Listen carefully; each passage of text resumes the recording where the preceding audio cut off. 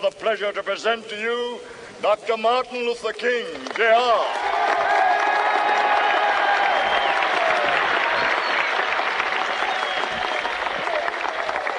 I am happy to join with you today in what will go down in history as the greatest demonstration for freedom in the history of our nation.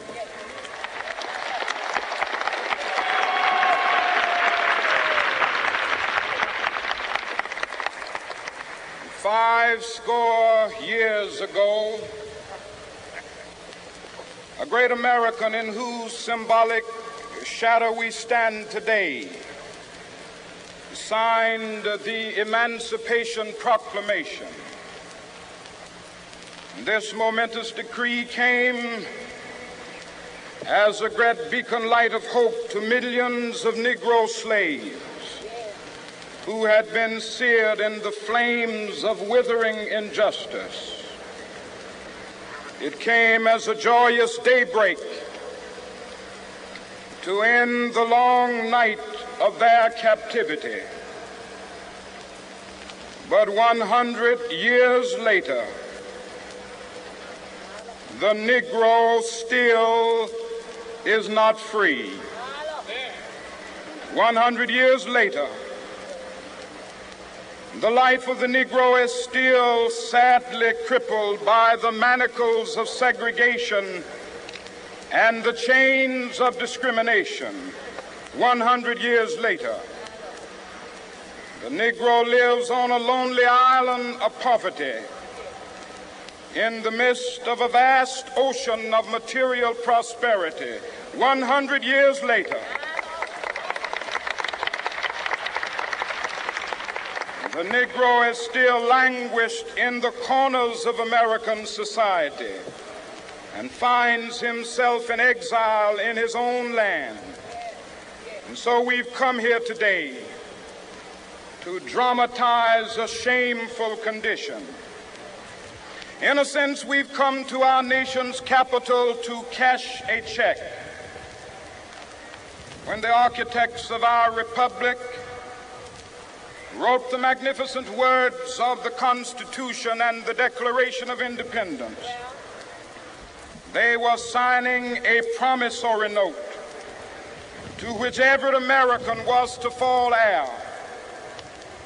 This note was a promise that all men, yes, black men as well as white men, would be guaranteed the unalienable rights of life, liberty, and the pursuit of happiness. It is obvious today that America has defaulted on this promissory note insofar as her citizens of color are concerned. Instead of honoring this sacred obligation, America has given the Negro people a bad check, a check which has come back marked insufficient funds.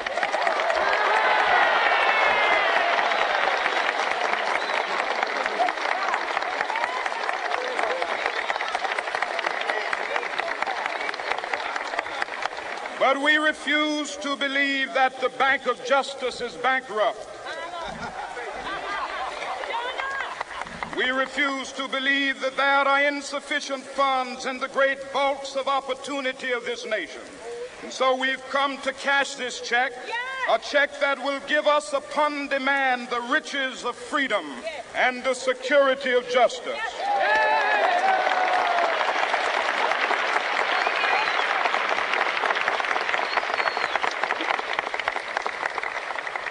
We have also come to this hallowed spot to remind America of the fierce urgency of now. This is no time to engage in the luxury of cooling off or to take the tranquilizing drug of gradualism.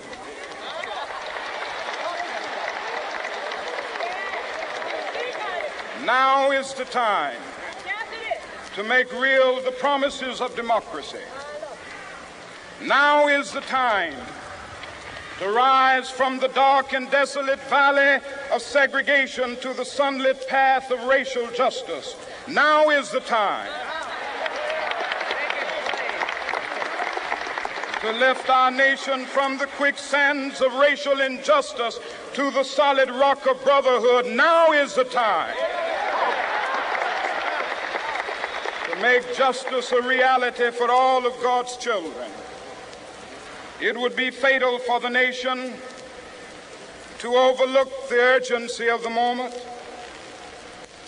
This sweltering summit of the Negro's legitimate discontent will not pass until that is an invigorating autumn of freedom and equality. 1963 is not an end, but a beginning. Those who hope that the Negro needed to blow off steam and will now be content will have a rude awakening if the nation returns to business as usual.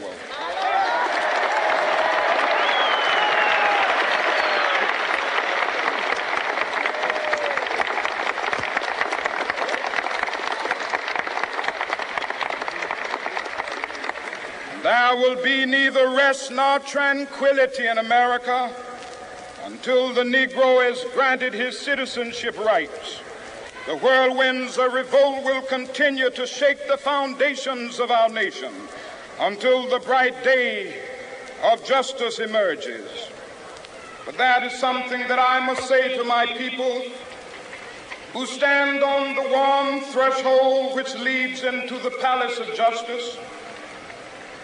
In the process of gaining our rightful place, we must not be guilty of wrongful deeds. Let us not seek to satisfy our thirst for freedom by drinking from the cup of bitterness and hatred.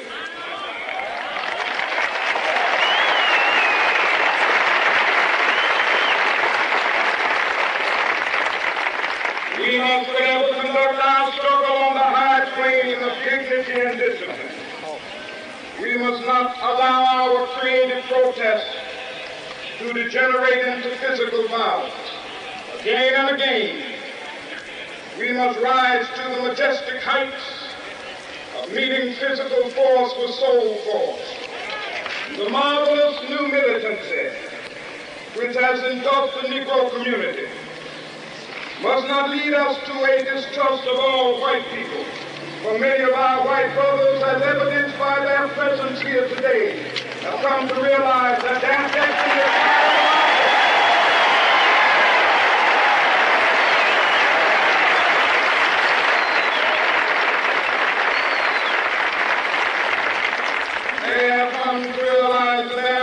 is inextricably bound to our freedom.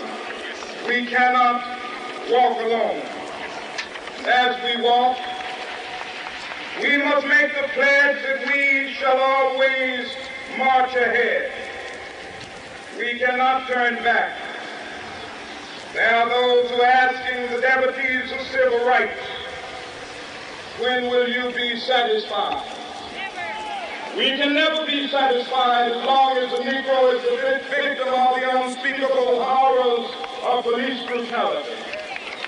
We can never be satisfied as long as our body is heavy with the fatigue of travel, cannot gain lodging in the motels of the highways and the hotels of the city.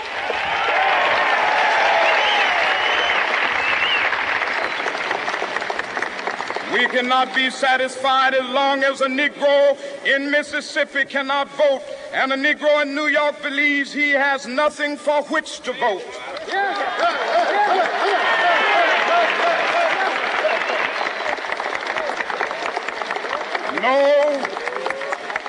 No, we are not satisfied, and we will not be satisfied until justice rolls down like waters and righteousness like a mighty stream.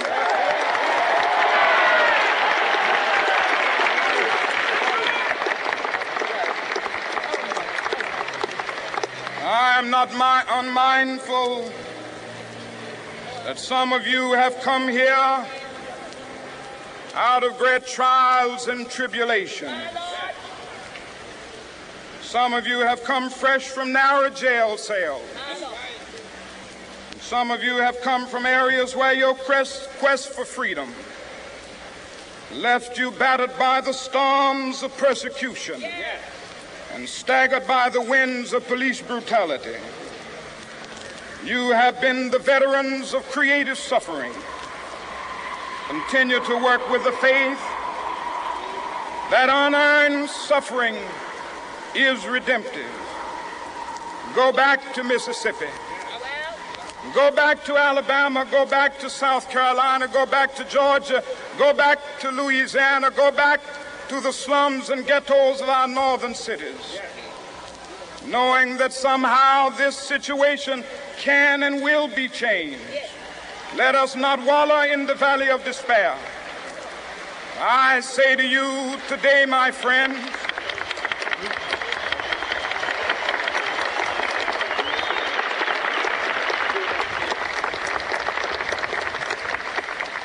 so even though we face the difficulties of today and tomorrow, I still have a dream. It is a dream deeply rooted in the American dream.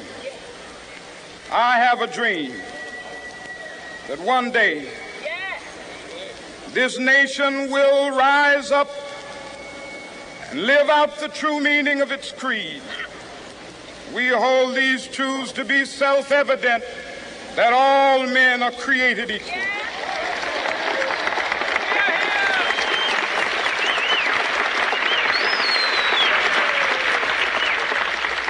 I have a dream that one day on the red hills of Georgia, the sons of former slaves and the sons of former slave owners will be able to sit down together at the table of brotherhood. I have a dream that one day even the state of Mississippi, a state sweltering with the heat of injustice, sweltering with the heat of oppression, will be transformed into an oasis of freedom and justice. I have a dream that my 4 little children will one day live in a nation where they will not be judged by the color of their skin, but by the content of their character. I have a dream today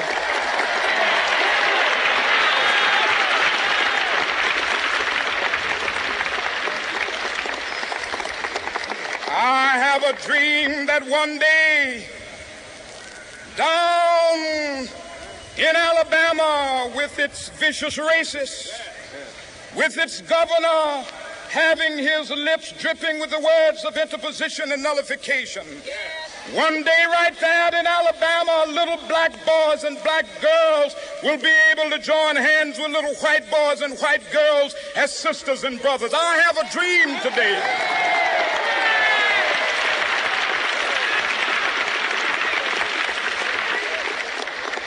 I have a dream that one day every valley shall be exalted, and every hill and mountain shall be made low. The rough places will be made plain, and the crooked places will be made straight. And the glory of the Lord shall be revealed, and all flesh shall see it together. This is our hope. This is a faith that I go back to the South with. With this faith, we will be able to hew out of the mountain of despair a stone of hope. With this faith, we will be able to transform the jangling discords of our nation into a beautiful symphony of brotherhood. With this faith, we will be able to work together, to pray together, to struggle together, to go to jail together, to stand up for freedom together, knowing that we will be free one day. This will be the day. This will be the day when all of God's children will be able to sing with new meaning, "My country, tears of thee. Sweet land of liberty, of thee I sing. Land where my fathers died, land of the pilgrim's pride. From every mountainside, let freedom ring. And if America is to be a great nation, this must become true. And so let freedom ring from the prodigious hilltops of New Hampshire. Let freedom ring from from the mighty mountains of New York. Let freedom ring from the heightening Alleghenies of Pennsylvania. Let freedom ring from the snow-capped Rockies of Colorado. Let freedom ring from the curvaceous slopes of California. But not only that, let freedom ring from Stone Mountain of Georgia. Let freedom ring from Lookout Mountain of Tennessee. Let freedom ring from every hill and molehill of Mississippi, from every mountainside. Let freedom ring, and when this happens, when we allow freedom ring, when we let it ring from every village and every hamlet, from every state and every city, we will be able to speed up that day when all of God's children, black men and white men, Jews and Gentiles, Protestants and Catholics, will be able to join hands and sing in the words of the old Negro spiritual, free at last, free at last. Thank God Almighty, we are free at last.